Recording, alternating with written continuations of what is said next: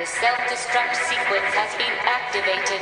Repeat, the self-destruct sequence has been activated. This sequence may not be aborted. All employees proceed to the emergency car at the bottom platform.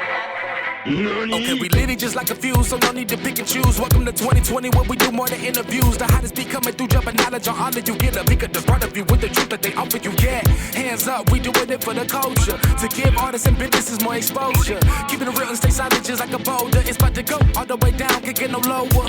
Chasing my dreams, know that they get no slower. But if I stay running, I promise they getting closer. Moreover, success my older. And if you're sleeping on me, I'm waking them up like Folgers. I told you, coming from the land with the tide roll. Well, we'll be on a whole different vibe though. We like to ride slow and keep our windows tinted so you really can see us like Stevie Wonder waking up with his eyes closed. Yeah, got the kind of flow that rock the boat. On my 16s of pounds of dough. And if you figure you can hang with me on the mic, then grab some rope. Matter of fact, better grab some hope while you at it. We keep it live, it's time to tune in. Turn up the sound on what you're using.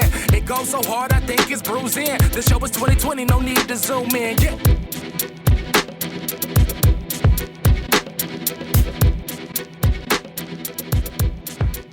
Not immediately go to interviews because that's boring and it's transactional. Gotcha. So let me ask you both a question. When I have the pressure. Favorite anime villain overall? Ooh. We're gonna start with you, Aaron. Man, go her first. I gotta think. She watches way more anime than me. Who do I? She watches way more anime than me. Let's go first. I gotta think of who I.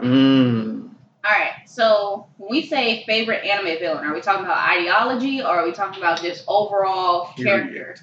Period. Mm-hmm. Let's do it. That one's a hard one. Yes, for me. it is. Only because, like, there's been so many that have dealt with, like, a lot of good rhetoric. It's just they realize they have to be the bad guy in order to help people sometimes. It's always circumstance. So it's like, for example, Shigarashi from My Hero. He's Stain from My Hero. I like Stain a lot more in his ideology because it represents what we go through in the real world to a degree. You have these celebrities and things like that. They're supposed to be role models that are supposed to be role models and take on these different type of aesthetics to help people, when in reality, they're normal people that just got elevated to a higher position and they're doing what they got to do to support themselves. So it kind of makes you look at the real world and how that works, because even if you think about, like, for example, like back to the My Hero, you got Uraraka. She's doing it for money because her family is poor. That's her whole reason for wanting to be a hero. Not necessarily because she wants to be a hero. And that translates to the real world. Also think of it like soldiers. You have a lot of people who think soldiers do it to be patriotic. And I'm like, the reality is, no, they're here because it's a paycheck. It's an easy way to think. It's an easy way to get money. So it really translates inward. But overall, I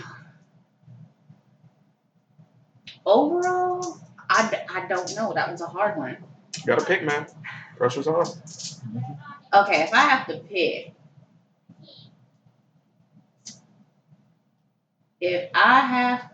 pick. I would say my favorite villain out of everybody would have been, I watch a lot of anime, so names tend to merge together. Okay. But for me, it would have been, I would say Diva from Blood Plus. Ooh. Okay. That's an older anime. More people don't know the about vampires that. and the samurai girls. Yeah. Yeah. So okay, you know what I'm talking about. Diva from Blood Plus, just because she did it mostly because she could do it. Gotcha. And it was one of those things where she really wasn't OP, but she was just such a bitch about it. You were like, right. And then when she, wow, yeah. All right. I have to say mine is Light Yagami. But that gets back to the real world concept of, he's doing it for the greater good. Justice. Because in the show, everybody was rooting for him at the same time, like, bro, you killing me. Right. No, it was people were rooting for him. People didn't mind him because the crime rate dropped drastically around the world. I'm talking about us watching the show. Yeah. Because it was like it was conflicted with like, man, L is smart, like Yagami is smart. We like Yagami, but we kind of want L to get him to stop killing people. So it's like the whole thing with them two just going at it and like being the bad guy, but not the bad guy. He's a bad guy. Evil. Necessary evil. Yeah, he's a bad guy, but he's doing some good things in a horrible way. Can you really call him a bad guy though?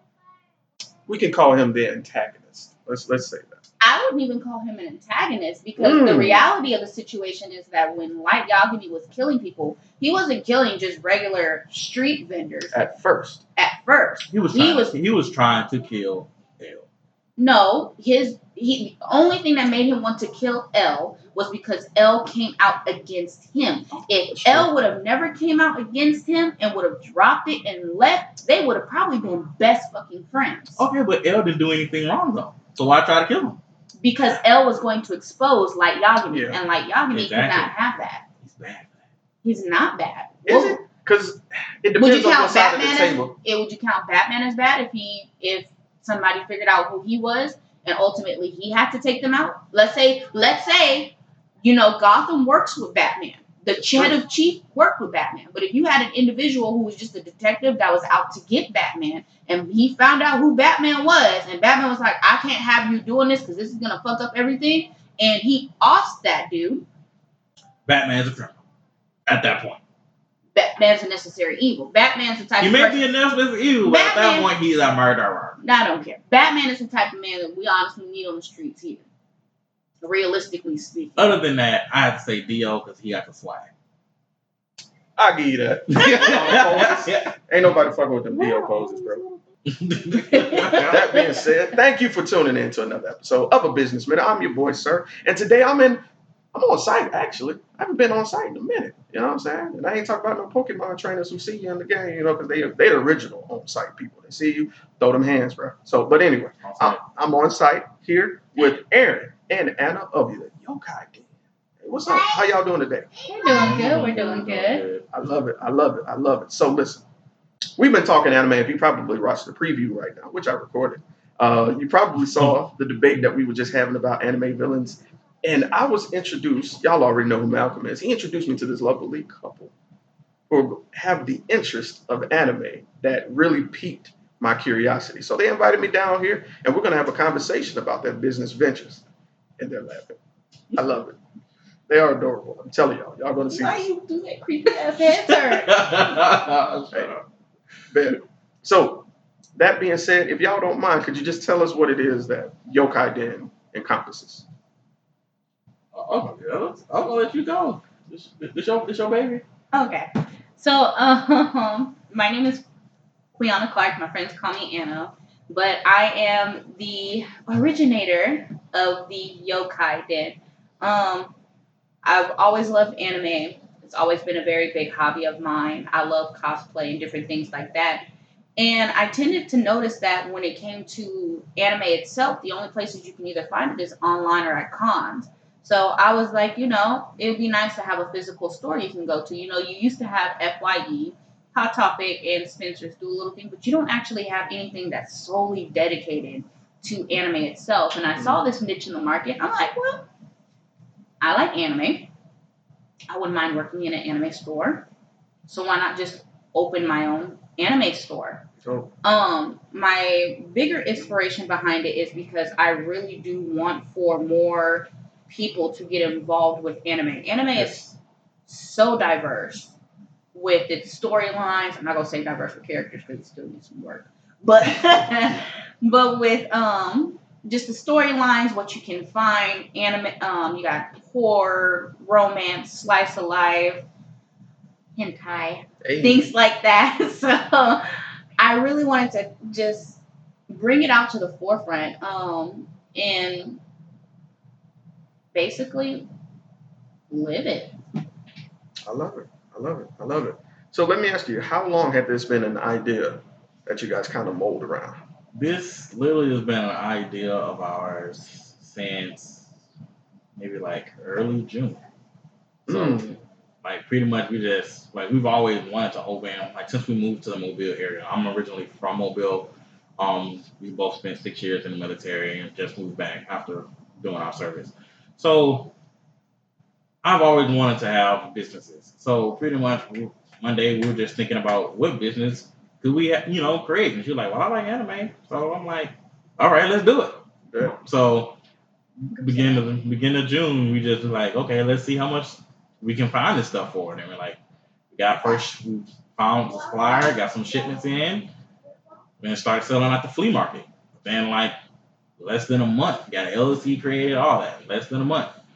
So went to the flea market, did like 3 weeks at the flea market, and was like, okay, we want to do a lot more. Let's see about expanding and getting more merchandise and, trying to get a actual bigger location. That way we can sell more than just on the weekends. And so, and that's pretty much on the path we're on right now. Awesome. All right. So getting something started like this is kind of a hard thing to get going because you have to do the logistics. You have to figure out how you're going to release things, schedules and forms and all kinds of arranging stuff. Excuse me. Sorry, had a Coke earlier. All right. So along this way of starting this business, what obstacles have you guys encountered, so far? Mostly it's just time because she's mainly doing most of the logistic stuff. I'm mostly doing most of the ordering.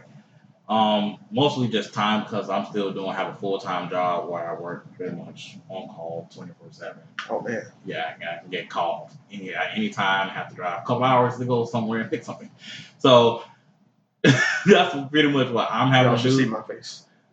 That's something that I have to do because a lot of times I leave her to do a lot of the paperwork and some of the stuff that's really not so fun to do, dealing with taxes.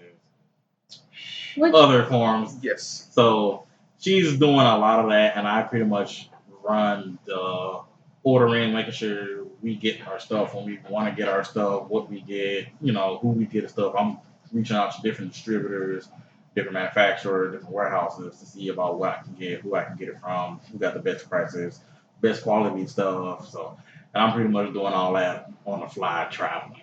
So for me, it's most definitely balancing everything because in a sense me and my husband are kind of living a traditional marriage where wife usually stays home with the kids. I don't have a job, so for me it's operating the business, maintaining a child, a dog, and a household.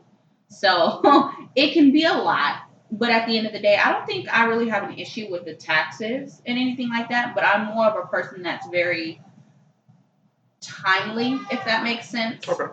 So for me, one of my biggest stressors for working with the business is timing.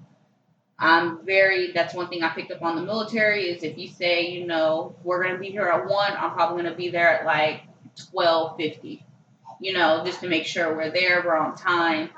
And like I said, shipping is a big thing for me only because it seems like when we order our shipping,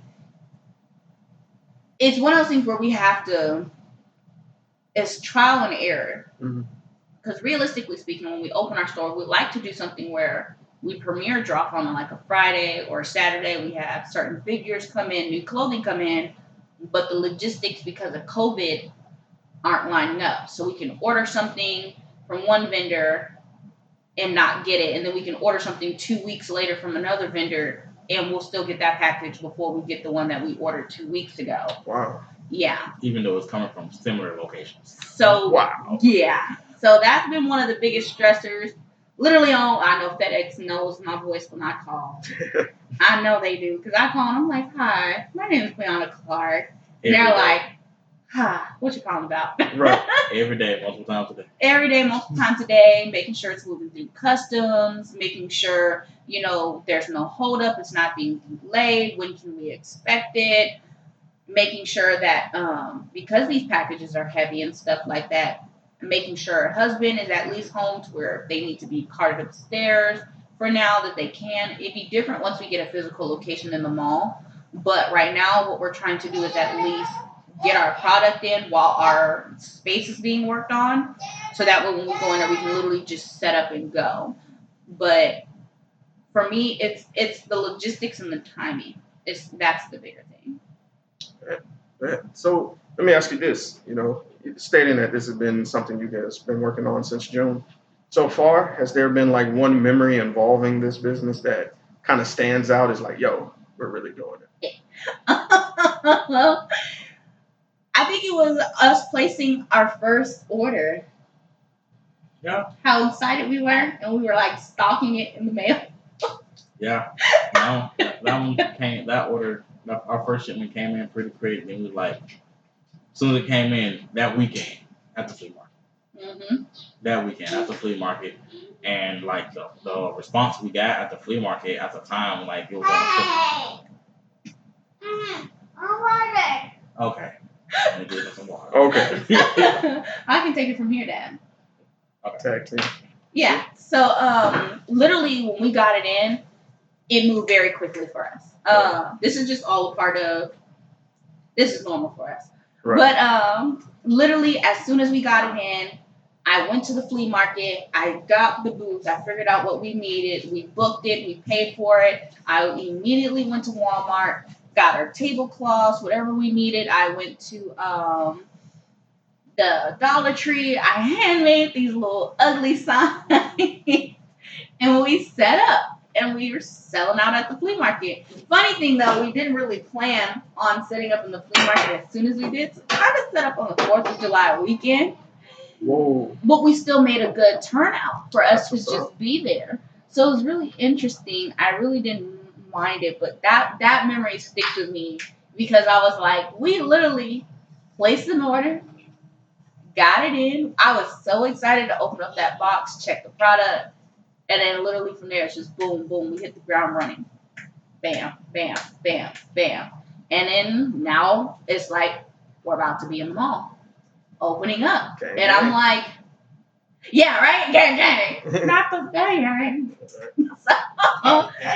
Gang. But yes, it's one of those surreal moments because I would have never thought that we'd be able to move into the mall as quickly as we did. So it's really exciting to just be like, we always wanted to open a business. We always knew that we wanted to be entrepreneurs. We just didn't know where to start because we actually bounced off opening up multiple different businesses and multiple different brands. We were talking about nail shops, hair stores, medical because I was in the military. I used to be a histology technician, but it was always us just bouncing off ideas. And then finally, I was like, I want to open an anime store. I like anime. You like anime. There's no anime store down here. This is the perfect little niche to do it. Mm-hmm. Let's just see. Everybody that watches anime is usually, I'm not going to say underground, but you really don't have a place where you can physically go and just be like, I want this figure. I want this wall scroll. I want this clothing or hoodie without having to wait 2 weeks in the mail or surf Amazon or eBay or anything like that. You don't have really a store that you can go into and just say, this is anime. I want anime. I don't want to go to Spencer's and browse the little section that they have. I want anime. Mm-hmm. And so we thought of it, and I was like, we bounced names off each other, like what we were going to call it. We were going to call it a couple weird things. Yeah, we did that. I honestly can't remember, but we did that for like 2 days. 2-3 days, and then finally I came up with the name of YOKAI Den. Yeah.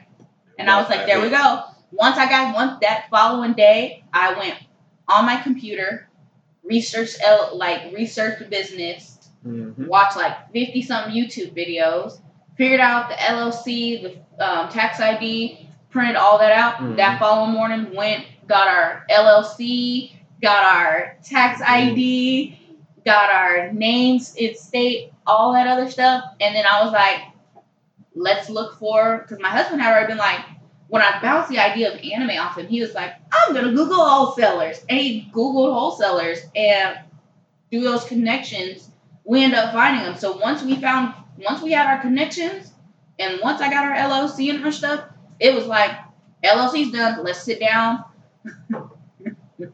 Let's go through and pick out what we want to pick out. And we ordered it.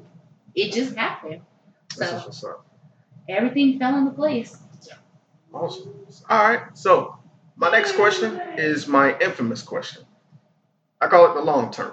So if you need a moment, I completely understand, and I'll edit it out while we wait. So bet. Where would you guys like to see the Yokai Den?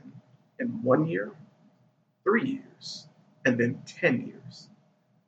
So I can answer that because this is something we've talked about. We've talked Oh, about let's this. go. Oh yeah, we've been laying in bed just being like, babe, Mm-hmm. what would it be like if? So within 1 year, I would like to see us fully established. Like I want people to know, like the same way people be like, oh, you go on the foot action, you go on the journeys, you go on here. I want them to be like, yo, Yokai Den's dropping some new stuff. You know what I mean? I want it being known to where even people that don't watch anime are like, yo, you heard about Yokai Den in the mall? You know, they got that little anime store, so that way they be able to tell their friends and stuff. Mm-hmm. Within 3 years, I'm hoping we can be in our own physical location outside of the mall. Being able to do that, we'll be able to do a lot more like cosplay parties, bottomless mimosas and movies, things like that. Then we'll be able to have that bigger space to where we can say, hey, we about to get nerdy up in here. Y'all wear y'all cosplays.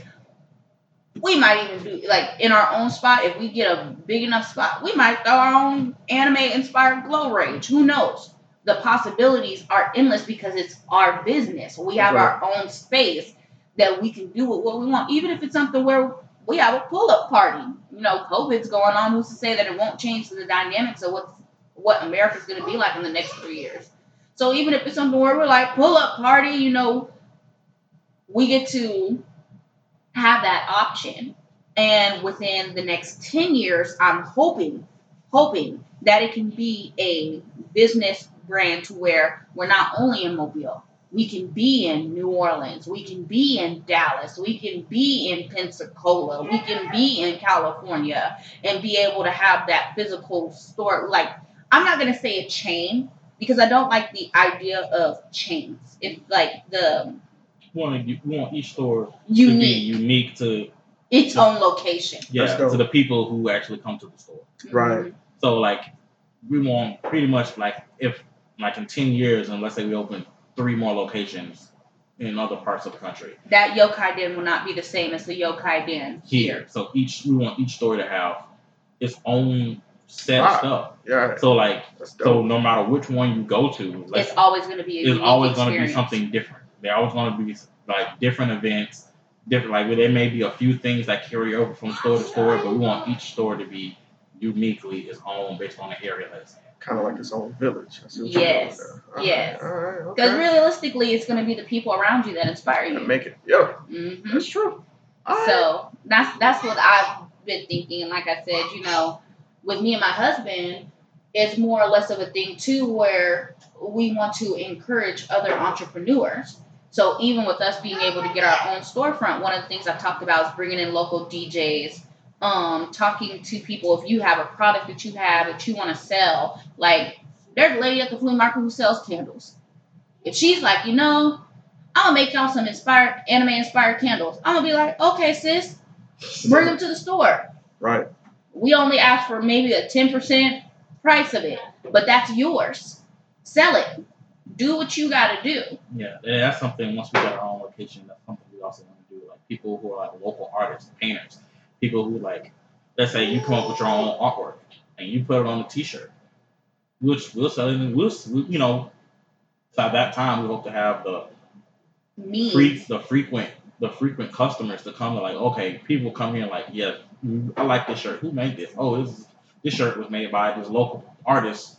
This is their information. We want, you know, stuff like that. Oh. That's something we want to, you know, get into. Like, oh, this pen is nice. Who made this? Mm-hmm. This person made it. They local.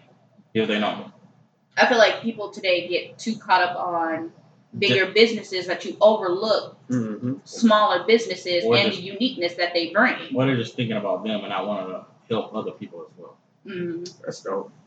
That's definitely going to work in your favor, especially with events like we have here, like Art Walk, where you have independent artists just having their, you know, artwork displayed and just waiting on, you know, people to come and look at it. And that's definitely something that would work with you guys. And I'm sure they would be people, yeah, clamoring at the idea to come to, your central location, which is homegrown, So that's an awesome idea. Yeah. So speaking of entrepreneurship, that brings me to my last question. Awesome segue. All right. So the hardest thing you can do is take an idea like you guys did and share it with the world. So what words of encouragement would you guys have for somebody who has an idea, but they're afraid to share it? What words would you give to them?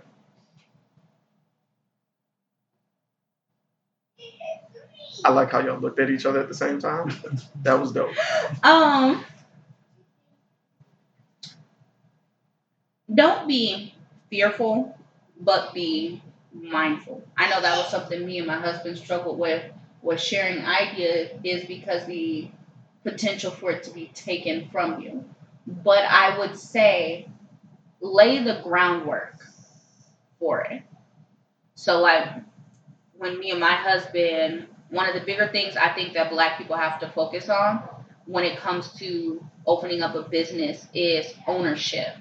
Making sure that you own your business and not let someone else come in and take that ownership. So for us, like I said, before we even started selling at the flea market, we had already notarized our name. We had already got our LLC. Website. We bought our domain. Even though we don't have a website up and running, we still bought that domain.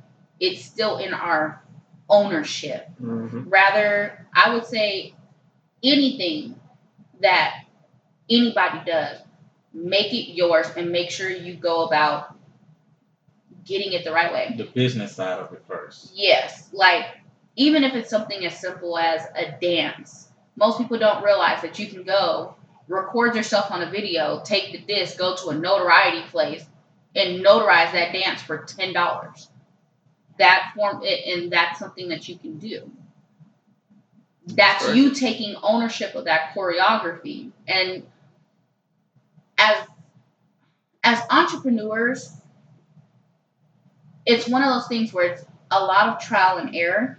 But the biggest thing I could say is look at what other people are doing and learn from their actions and your own. What to do, what not to do. Because what works for them may not work for you, and what doesn't work for them may just be like, hey, this is lit for me. Right. So, and that's the main thing, because like before we came up with this business, we've been wanting to create businesses for years. So for years, we've just been bouncing ideas off our head. Rather it be real estate. Yeah, real estate, like we said before, medical, nail shops, hair stores, barber shops, all this other stuff, because we know people in multiple fields. So we were just like, this is something we can do ourselves without having to rely on the knowledge of anybody else, because they're in a field that we're not in. So this is something that we know. We know anime. Let's do anime. Smart, knowledgeable about your product. Yes. I think the other thing too is branch out.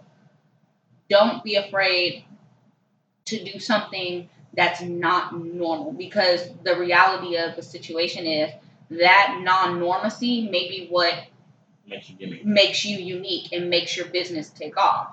Like, realistically speaking, when it comes to entrepreneurs, especially Black entrepreneurs, it's always hair, food, and clothing. Lashes. You don't really hear about a Black person owning a bike shop. You really don't hear about a Black person owning an anime store. You don't really hear about a Black person owning anything out of those specific things. So, like I said, don't be afraid to branch out and do things that are not normal. Pretty much just find something you love to do and just capitalize off of it. Yeah. Do you like crochet? Crochet. Crochet.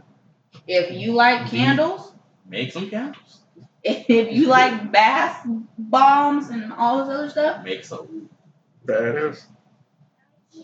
Shout out to you soap makers. Yeah. Appreciate y'all. Yeah. Lord, I know I need some turmeric and black soap. Really? I know someone. Good. See, bam. There we go. See, all of our making connections. Right. Networking live. And two, don't be afraid to change your social circles. I think that's a big one. People get comfortable in their social circles and they're afraid to expand because they don't want to leave people behind. And it forces you to look at who you're around. I think that's the bigger thing. That I learned too is that a lot of people get comfortable with the people that they're with and they're afraid to expand and outgrow.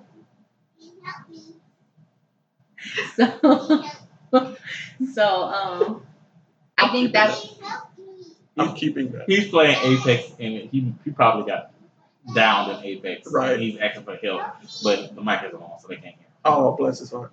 you should hear him when he yells ammo. Ammo. It'd be funny if he's the last one alive. People be like, shoot them! Right. Why are you running away? Why are you running? That's hilarious. But yeah, I think social circles do play a role in your entrepreneurship. And pretty much just believe in yourself. If you do something you pretty much think is gonna happen, because even now we get people who are like, "You sure that's gonna work? You sure that's gonna do? What you trying to do? You sure this is gonna be successful?" I don't know about that, but at the same time, they're not in the same type of community that we're targeting. So people who don't know anything about anime or don't even like anime, of course they're gonna say, "I don't know anybody's gonna buy that." But when you talk to people who know anime and they like anime, they like, "Oh hell yeah!" Drop the date. Right. So it's just about finding, no matter what, as an entrepreneur, no matter what you're trying to do, if it's selling or anything, know who your target audience is and just target them. Because trying to target everybody can wear you out very quickly. And that can be a lot too, because I think that's more society teaching that you have to be inclusive of everybody. If you make a business, that business should be inclusive of everything. Even though you're opening a bike shop, you gotta have skateboards for the skateboarders. You gotta have scooters for the scooter people, instead of just saying, "I'm gonna focus on this and this alone." Expand when you're ready. Don't trip about that. Don't be so inclusive. If you know that there's a big target audience for this, then do that. There's nothing wrong with later on possibly doing it or not even doing it at all. You gotta know your lane. You gotta know your lane. Snap to that. Yeah. Snap to that. So. All right. So let me ask you, if anybody wants to get in contact with you guys with questions about the Yokai Den or just want to talk anime, what's the best way to get contact to you guys via social media? Most definitely our Instagram and our Facebook. Our names are the Yokai Den on both. No numbers, no asterisks, no anything like that. I think it's Yokai_Den on Instagram. That's Instagram though. Instagram requires underscores. So, but even then, even if you type it into the space bar and you just put a space, it's still gonna pull us up. So, but most definitely, I will say this: I'm always down to chat anime. You hit me up and you like, what you think about this? More than likely, I'm gonna sit up there. I'm gonna talk to you for the next 6 hours about this one anime. She will. I will. My husband already knows it. I'm so backed up on anime that she needs me to watch. Yeah, you need to catch up. Devotion. Unyielding devotion is what I need from you. She pretty much is a strictly anime watcher. She doesn't watch anything if it's not anime. I still watch regular TV, so I'm watching regular TV shows that I like and anime that I like. Regular TV is for weaklings. Okay. But, so, like, then, like, she'd be like, "Oh, you gotta watch this." Okay. So then, okay, I'm a quarter of the way through that. Well, you need to watch this right now. Okay. I'm gonna go watch this. But you never finished that. Okay, I'm gonna go back and watch this. But while at the time, I'm trying to watch One Piece right now. He still hasn't finished Fire Force, and I'm kind of like, man, I haven't finished Demon Slayer yet either. I'm on the last couple episodes of both shows. So, respect. I got like 1 or 2 episodes left on each, so I'm gonna finish it. Brethren, the struggle is real. But One Piece is what has my focus right now, and it's kind of hard because I'll only watch One Piece when I'm driving because it's easy for me to stay away. Wow, that's hilarious. Because anytime I watch it when I'm not driving, I fall asleep. So if I'm driving, I stay awake and I'm like, okay, I'm watching One Piece. That's how literally I've watched 100 something episodes just while driving. That's hilarious. part of my job is I'm driving all the time. So I'm just I get it. But yeah. Well, you guys have been amazing. Thank you for inviting me to your humble abode. Yes. You know what I'm saying? I was glad to come and do this when I heard about you guys. We chopped it up before, and I was like, yo, this has got to happen. So you will definitely be seeing more of me and more of my friends and more of my nerds and enthusiasts and artists, plural. But yeah, this has been your boy, Sirr. YOKAI Den in this thing. I can't wait to see what you guys become. Like, real talk, I'm so excited. We got some big plans. We got some stuff that we want to do that we got some. It's a lot of some big Don't things. tell them. Yeah, It's some big things we got planned. We just need time to get there. I would just humbly ask that you follow our Instagram. Follow it. Because Instagram is where we post a lot of things, where we post a lot of updates, clothing. We haven't done it yet because, we haven't posted anything recently only because I want it to be a surprise when you come to the store. I don't want you coming in there already knowing and blah, blah, blah. I want you to walk in here and I want you to stare at this scroll wall like, I really want this one. But I like that one. But I like this one. And I like that one. And I like this one. So now I got to call my friends and ask them. Can I borrow $50? Right. So I can get 5 of these. Right. And the 3 figures over there. This nice snapback. This shirt over here. So I really want y'all to walk in here and just be like, this is nice. You know, what's that one do? This is nice. This is nice. Yeah, because and another thing about our store is at the moment, for the meantime, while we're still very, very small, the things we have are very limited. So it's pretty much like if you get something, especially if it's clothing, you're probably gonna be one of 5, maybe no more than 10 with that in the whole state probably, or city, anywhere, because exclusivity. Exactly, it might like ain't no telling when we're gonna get that same item again. So that's kind of dope. That makes it like exciting. You know what I'm saying, to go see what you got. Yeah. Because we're trying to have a big variety of things. So that's one thing. So like, so when we was at the flea market, we had this nice 2-piece denim Naruto hoodie jacket. So it was like a white hoodie with a denim jacket connected to it, and it was a hood. It had like the shinobi and denim over the top, and it had stuff like that. Like one girl was like, "I want this. I don't got the money right now. I'm coming back tomorrow." Like, can you hold it? No, we cannot. We can't hold it because we don't know if you're coming back tomorrow. We don't know if you're coming back tomorrow. I don't know you. Right. Exactly. So literally, she came back the next day. Literally, another girl was looking at that same She jacket. walked up. She's like, Mine. Pay for it right then. And left. The other girl was like, she was thinking about it. She was like, I don't know. Maybe I can. The other girl was just like, that's how it be. And that's the only, we only had one. Right. We only had one. And we haven't ordered it again. So eventually we will, but that's the thing, because like that's one thing we do want to stress when we do open is if it's something you really like, you might want to get it, because ain't no guarantee it's gonna be there when you come back. Right. And we don't have a layaway program. And ain't no telling when we'll get that again. Like it can be a figure, it can be like because our vendors are always constantly changing. Their stock too. Yeah, our vendors are constantly taking things off their inventory in their warehouse, adding new things. Then we have a lot of vendors. So then and the different vendors carry different things. So we're always looking for new people to get things from, because in anime there's thousands of animes. So and just from those thousands of anime, there's thousands of different products. So that's a lot of ish people. Yeah. Yeah. So it's like we don't want to just keep getting the same thing over and over. Right. We want you to be like, wow, I never seen this before. Let me go ahead and cop this while it's here. Not only that forces a rotation for you guys where people have to come back and see, all right, what else they got now. You know what I'm saying? So I think that works in y'all's favor big time. Yeah. Oh yeah. Heck yeah. I'm excited. Yay. I can't wait to give you my entire paycheck one day. So we'll like, be happy to take. Right. but Sound for the like Tom interview, Nook like I over said, here. we got a couple things for you for the interview and stuff like that. I'm gonna show the world in a second. Oh yeah. What I'm gonna stand by and take a picture, man, and make sure I tag y'all into it in the Oh yeah. Instagram. Oh Because yeah. I'm really appreciative, man. Like that. Oh yeah.